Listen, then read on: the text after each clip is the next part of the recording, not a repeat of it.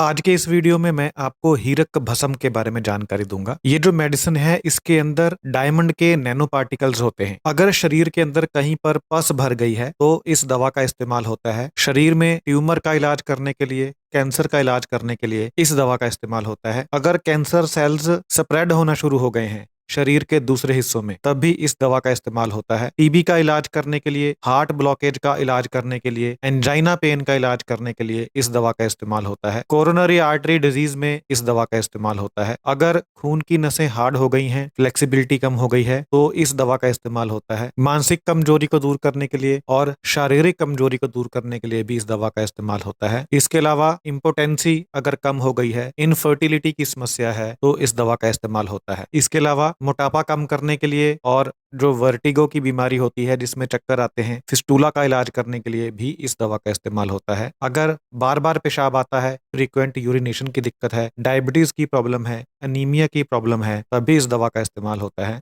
इसके अलावा पेट की बीमारियों का इलाज करने के लिए और न्यूरोलॉजिकल बीमारियों का इलाज करने के लिए भी इस दवा का इस्तेमाल होता है। रियूमेटॉइड अर्थराइटिस का इलाज भी इससे होता है। इसके अलावा अगर शरीर में जो बोन मैरो होता है हड्डियों के अंदर, वो नए ब्लड सेल्स नहीं बना पा रहा है, तब भी इस दवा का इस्तेमाल इस बीमारी के इलाज में होता है। मात्रा जान लेते हैं। जो नवजात शिशु होते हैं 12 महीने से कम की उम्र के, वो 0.5 मिलीग्राम से लेकर 1.25 मिलीग्राम तक ले सकते हैं। बच्चे 1 मिलीग्राम से लेकर 2.5 मिलीग्राम तक ले सकते हैं। बड़े 2.5 मिलीग्राम से लेकर 6.25 मिलीग्राम तक ले सकते हैं। अगर बड़े लोगों को किसी वजह से ज्यादा मात्रा में देनी पड़े ये दवा, तो 6.25 मिलीग्राम से लेकर के 8 मिलीग्राम तक दी जा सकती है। प्रेगनेंसी में 1 मिलीग्राम से लेकर 2.5 मिलीग्राम तक दे सकते हैं। ओल्ड एज में 2.5 मिलीग्राम से लेकर 6.25 मिलीग्राम तक इस दवा को दिया जाता है। इस दवा की मैक्सिमम पॉसिबल डोज एक दिन के अंदर है 16 मिलीग्राम। इससे ज्यादा नहीं दे सकते। इस मेडिसिन को दिन में 2 बार लेना होता है।